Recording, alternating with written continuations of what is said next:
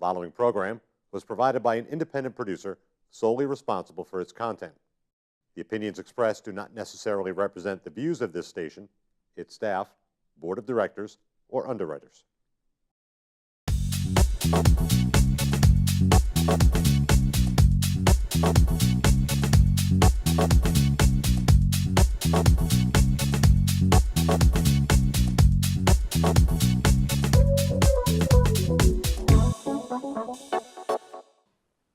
Hello and welcome to Let's Talk Beauty. And again, my co-host today is Dr. Jerrilyn Sullivan from Main Street Wellness Chiropractic. How you doing today? I'm doing great. How are you? Good. What did you do this weekend? Oh, busy, getting ready for the wedding. Kids are home. Worked out. Worked out this morning. Yeah. We're doing our Orange Theory craziness. Yes, total craziness. So how's the yard coming along? Your husband is doing an amazing job. Good. Yes. He likes to please people and, do good work, Yes. He's a good guy. He's a good job. I don't think he's happy with me. I changed my mind 3 times. Did he tell you? Yeah. Yeah. I said, am I driving you nuts? He said, yes. So where do you stand right now? Are you? I went back to the original plan. Oh, you did? So, yeah, he doesn't know that yet, though. Oh, he doesn't know that yet? Okay, I'll keep it hush-hush. And I'm adding more stuff, yeah. So you were going to do a original deck or something, and then you changed your mind, deck, you wanted to wrap it we around? have a parking area, and then he's got like a slope that he's landscaping for. We're getting ready for the wedding, for the backyard wedding. So, yeah, he's doing an amazing job. Good. But I keep changing my mind. Yeah, well, you'll get there. Yeah. Well, he'll work with it. Yeah, it'll be fine. Yeah. So we're going to welcome, today's guest is Jack Tulley from Tulley BMW. Welcome to the show. Hello. How you doing? Fine, thank you for inviting me. No problem. So this is your first time experiencing something like this? Or Well, have you done something like this before? I have done something like this Okay. in the past. Good. But I'm happy to be with you this morning. Good. So how long? Or this afternoon, whatever time of day it is. I know. Yeah, whatever time they're tuning in at, right? Mhm. So how long have you been in Nashua? Well, let me tell you about my family's history, and it goes back to Northern Ireland. In Belfast, Northern Ireland, is a boat manufacturer called Harland and Wolff. And in history, they've made some important boats that we've heard about. The Lusitania, the Britannica, and most notably the Titanic. But the boat that's most important to my family's history is the Celtic, because that's the boat that my grandfather Jack came over on when he was 17 years old and settled in Lowell, Massachusetts, where he had a sponsor. And from there, in the mid-30s, he got a filling station going on Bridge Street in Lowell. That's still there to this day. So we've been in the automotive business in the Merrimack Valley over 80 years. And in 2017, next year, my family, my brothers and I, will celebrate our 60th anniversary in Nashua. Oh, wow. That's a long time. Yeah. It's hard to imagine. I know. You have one in Manchester too, right? We have a BMW certified pre-owned store in Manchester by the airport. Okay.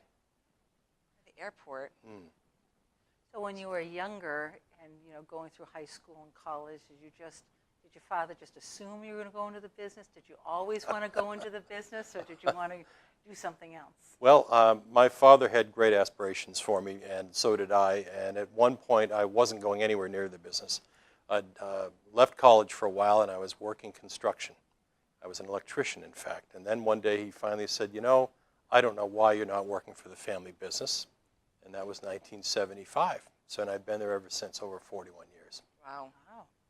And how many are you involved in the business now, family-wise? Family-wise. Right. I am the eldest of the 4 brothers that are there. I have 3 younger brothers that are partners in the business. Okay. And they have several sons that are there as well. So we're now ostensibly in the 4th generation of Tulleys in the auto business here in Nashua. Wow. It's been a great ride. And you have children of your own? I have 2 children, but neither are in the car business. Right. And that's okay. Oh, Right? that's fine. I Yeah. didn't want them to come in the business. My son is the elder of the 2, and he is an attorney practicing down in Massachusetts. And my daughter is married to a fellow who's in an affiliated industry in the car business. And they just moved back from Florida, so yay, they're here, and I've got grandchildren nearby. I know, that's fabulous. It really is fun. That's amazing. It really is fun. So what else are you involved in? I know you're involved in a lot of things in Nashua, like the Rotary and a lot of fundraising opportunities that you're involved in. So how long have you been doing the Rotary? Oh, well, let's talk about Rotary. I joined Rotary in 1980. in fact, in June of 1980. Back in those days, it was before it was all male. Women weren't allowed into Rotary until like 85. So in 1980, I walked into the first meeting, and it was a sea of men in blue suits and red ties. And in one corner was the smoking section with this big cloud of smoke over it.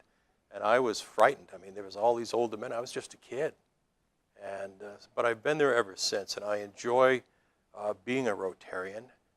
And we do a lot of other things in the city. My brothers and I, for the past now 10 years, have been the presenting sponsor of the Boys and Girls Club of Nashua's annual golf tournament that we kind of co-op with the Friel family over at Green Meadow Golf Course. So that's one of the many, many things that we do every year. And you're also involved in the Rotary. I am. I'm a new member to Rotary. You're a new member? Yes. How long?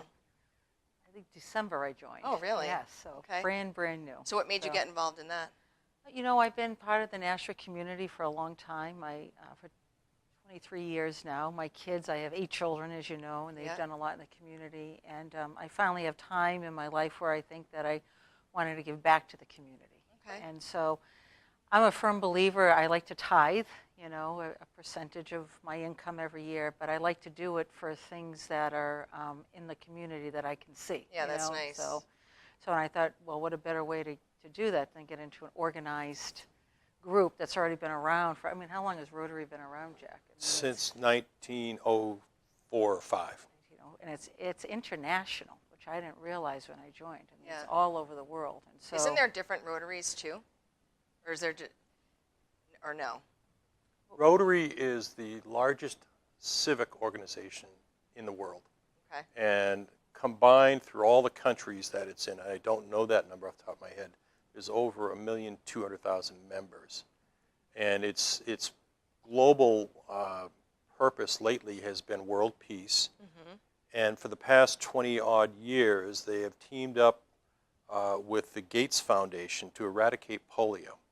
And they've got it down to maybe a dozen cases that have slipped through. And by the year 2020, they think they will have eradicated polio. Really? And Rotary can take a lot of credit for that. Wow. So how does that happen? I mean, how does that work? They raise money that pays for inoculations, and Okay. teams of people that are medical professionals with Rotarian volunteers will go and they'll inoculate thousands of kids in a day. But there are some countries, Middle Eastern countries, right now that won't let them in. And that's where there's still some incidents of polio, regrettably. Yeah, I haven't heard that. You haven't even heard of that. You don't in a even long hear about time. polio Yeah, anymore. I know. No. It's still there. what about the clean water? Our clean water project is. Oh, that's their other big project is Clean Water for the World, and they have been raising money for a long time, and we'll go into third world countries and help the people set up clean water wells, filtration systems that'll provide enough water, clean water for a family for a month, and it's one of the best projects out there. Well, that's kind of the Clean Water Fund is what I did for my fashion show, my Earth Month fashion show. Oh. It all went to that organization. It's actually a nonprofit organization out of Mass.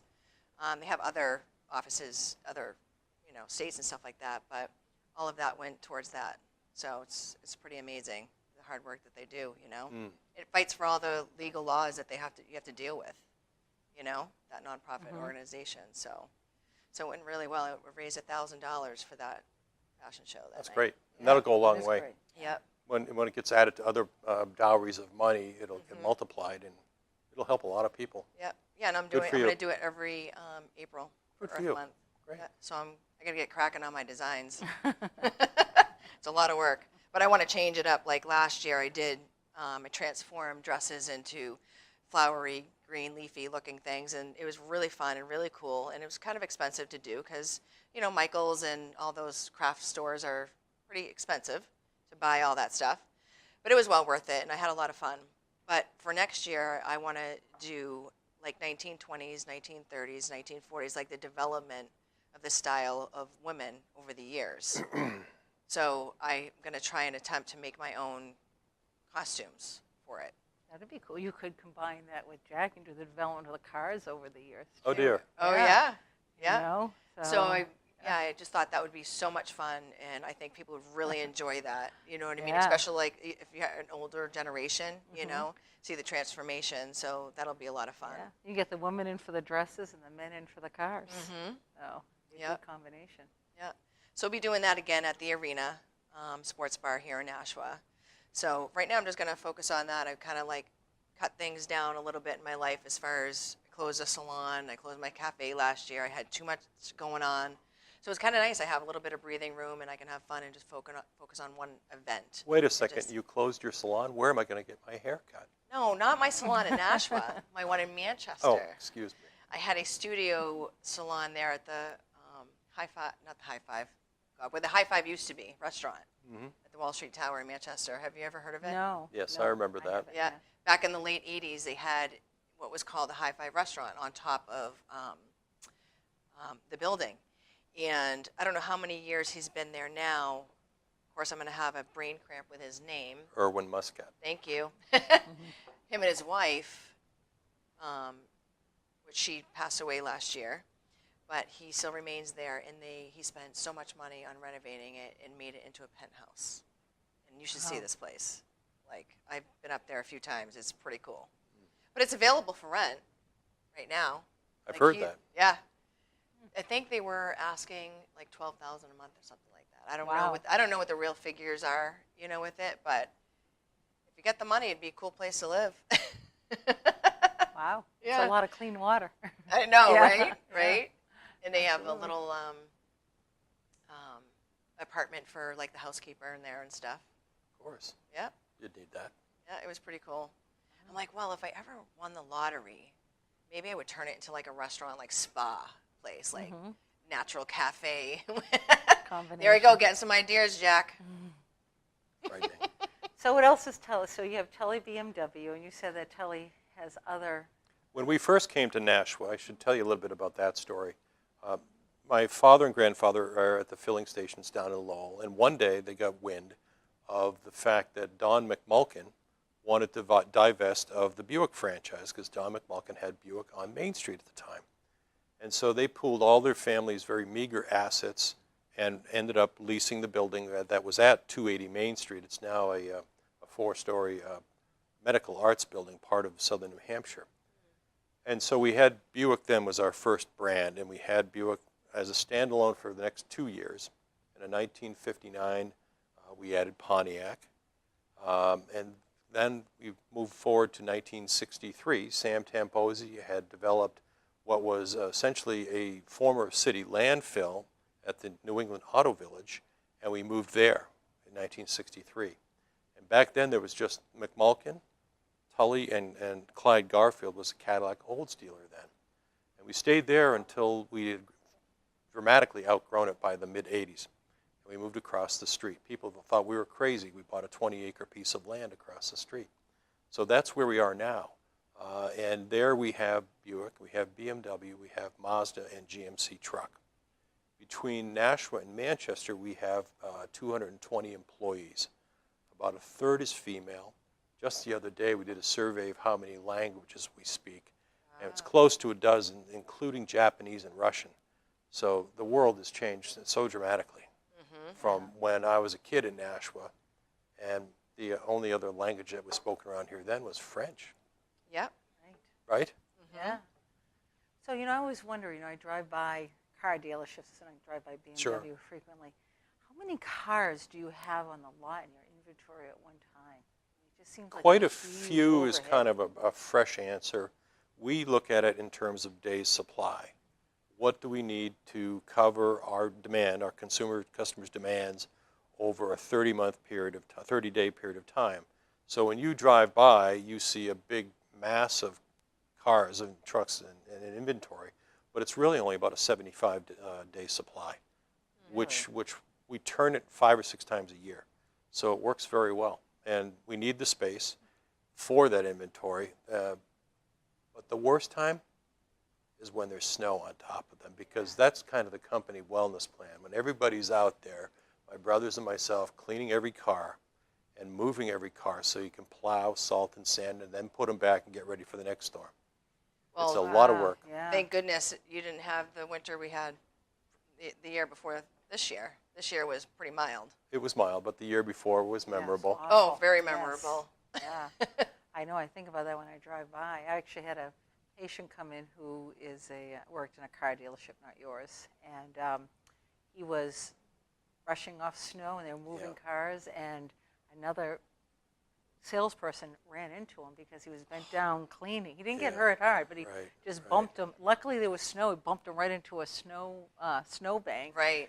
But you know, and he'd been doing that for hours and hours and hours, you know, because of the storm. But I said, that doesn't sound like fun It's at certainly all. a risk, somebody getting hurt out there. Inevitably, a vehicle will get hurt or scratched or dented or something from snow removal. But you don't want your employees or anybody getting hurt. No. And that's a primary reason you have to clear the lot, is so you don't have slips and falls. Sure. And you've got to make that surface, you know, suitable for walking. A Yeah. lot of work. It's a lot No, of it work. is a lot of work. I can't Yeah. imagine cleaning off all those cars. Come on down, give us a hand. Yeah. Yeah. We'll give you a snow broom.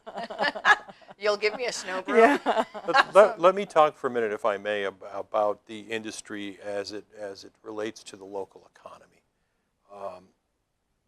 Currently in Nashua, I believe there's 14 dealerships, and they employ about 2,500 employees.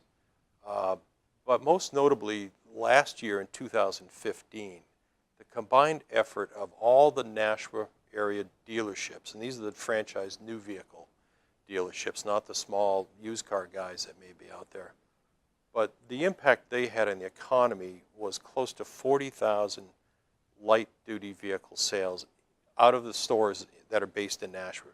Now, they weren't all sold into Nashua, but the city treasurer, David Fredette, loves the fact that the economy as regards the auto industry is doing so well, because he does his budget every year and has an anticipated number of revenue from car registrations. In 2015, the registrations surpassed that budget by $2.2 million. Now, that's very favorable for the taxpayers in Nashua, because the city uses that surplus to offset the need, if there is one, to raise taxes, to soften the bump in real estate taxes. So I think that's really good for the local economy when this industry is doing well, and we're probably 24% of every retail dollar here in the city. I never thought of it that way. So every Yeah. time you see somebody with a new car, we should thank them because our property taxes won't go up. New or used car. Or used. Yeah. Yeah. It's amazing. It's, you know, there's a lot to this economics when you think about it, you know. Well, there's more. I think, you know, you asked about what we do, and we do a lot to support local nonprofits, but so do all the other dealers. And as I look around Nashua, I think all the local dealers are highly principled people, and they work hard. I mean, we're the first guys that someone calls to put up the money for Little League uniforms and things like that. And so I think some people may not like us, but I think we're vital to the local economy. Yeah. And what do you mean some people might not like us? People have bad experiences with cars, not as much as they used to in the old Oh, days. yeah. Because quality has improved dramatically. Like I bought a lemon, or, you know, Sure. that big word. Sure. Yeah. Right. Yeah. So what about, aren't you on other committee or a committee about stuff in the downtown area? Is there I am stuff evolved? chairman of the Business and Industry Development Authority, Okay. whose task essentially is to, this is kind of a broad brush description, but we would take land or frozen assets that the city has that's not contributing to the tax roll and try and get it back onto the tax roll. So one particular project we've been working on for a long time, it's a very complicated site, is the Bridge Street development over by the Taylor's Fall Bridge. And this has been going on for almost a dozen years, and we finally have a developer that is going to champion the project. They have the backing, financial backing now, and they expect to break ground on some market rate housing, breaking ground in the springtime. Are you talking about by the skate park? I am. Yeah. Yeah. Yeah. So are they sticking with their original plans? Because I'd seen the plans before they were going to do townhouses or condos and like a shopping development. It's mixed use. Yeah. It will not be condos. It's all market-based apartment rentals. There will be studios, 1 and 2 bedroom units. There is a plan that I believe they will follow through on to have a restaurant there with a view of the Merrimack River. So it's elevated nice. above the berm that's there. That'd be really nice. Yeah, Sure. clean up that part of town, and it's on a beautiful piece of land. You just don't Oh, it's a great appreciate piece it. of land. Yeah. You know, one of the successes that the BIDA had early on was to slow down the EPA, who wanted to put a sewer overflow tank there. So that would have been, you know, the gateway to the city when you come across from Hudson and see this big overflow tank. Now it's underground, and it's pushed way back on the site, and it'll be a lot prettier when people come in the city that way. So the next big thing is to work with the state highway department to figure out how to move traffic in and out of that area better. And there's a lot of plans on the drawing boards right now, one of which is a roundabout. Yeah, I heard about that. I don't know that it's going to end up that way. It may be a hybrid roundabout. I haven't seen the final drawings on that yet. Yeah, that will be nice once all that added apartments are going to be there, more traffic. How many apartments, housing are they talking about? First phase, I believe the number, Jerrilyn, is 230, Wow. That's great. all walkable to downtown. Very nice. Which will be good for us, for our Yes. businesses, Sure, you know? sure. Yeah. So the businesses that are currently there, so they have to buy their property or their house, like, isn't there buildings that are there right now? The site we're talking about is owned by the city entirely. Oh, okay. There are people on site that are part of the overall parcel, Yeah. right kind of in the middle of it. Right. They'll stay there for a while, who knows how long. And they have a vibrant business going on there, and they seem to be good neighbors and good tenants. So I don't know what the future holds for them. Yeah, I'm just trying to think of the area. Well, you have Where- that building, the old main manufacturing building. That's right. There. That's And right. then to the right are those warehouses that have a lot of business going on in It's there. almost a business incubation place. Yes, so it's really a good place, and it's right off the bridge, which Exactly, is nice. So. exactly. Yeah, But- that'll be good. So how many used cars do you guys usually have on your lot over there in Manchester? Not Manchester, Nashua. The number varies. The dollar amount is probably in the $10 to $12 million of used inventory between Nashua and Manchester from day to day. Okay.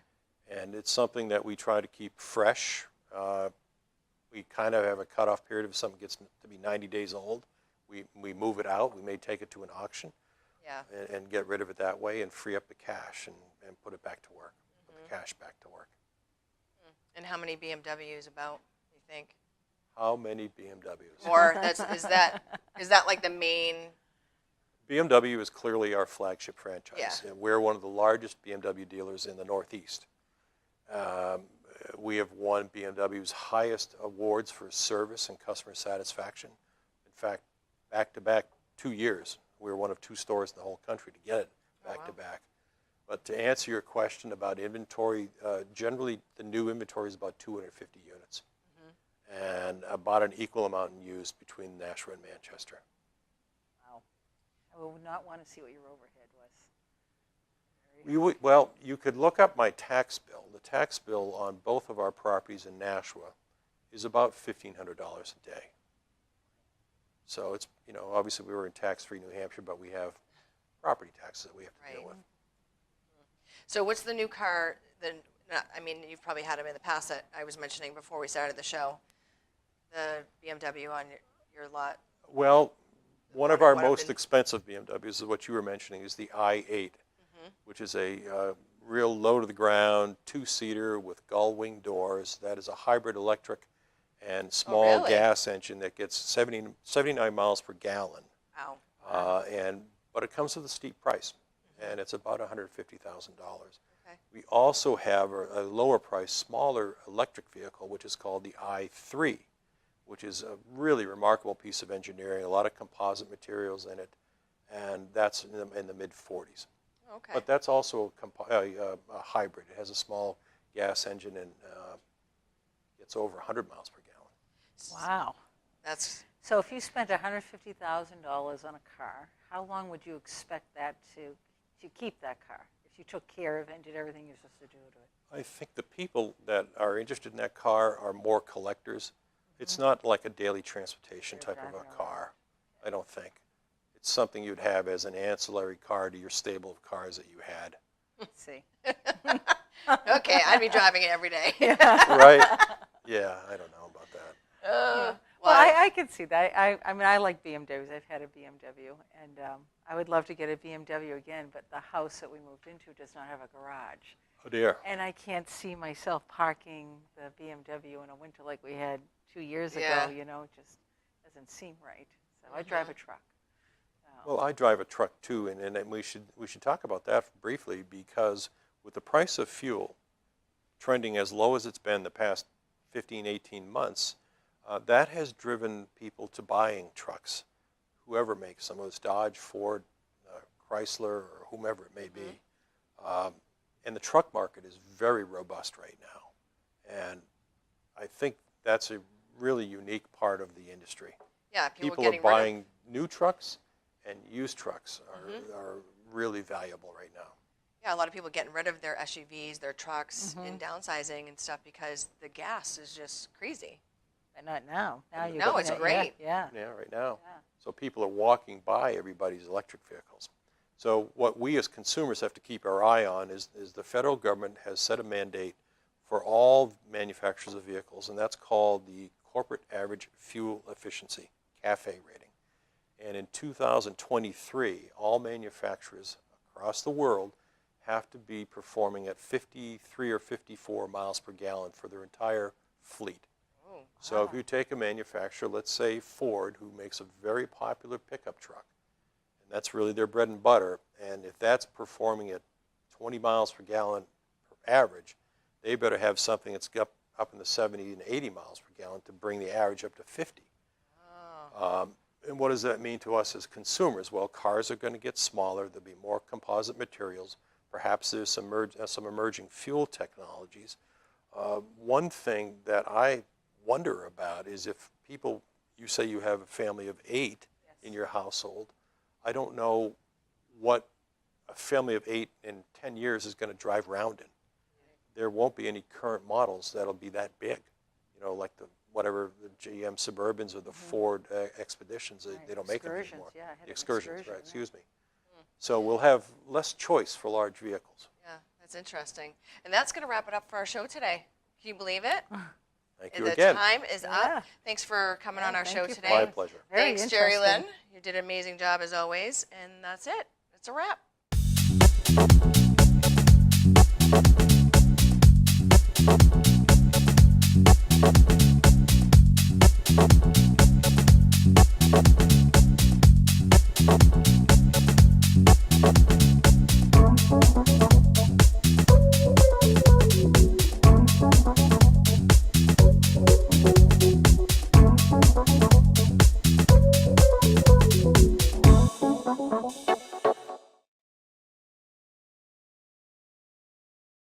The preceding program was provided by an independent producer solely responsible for its content. The opinions expressed do not necessarily represent the views of this station, its staff, board of directors, or underwriters.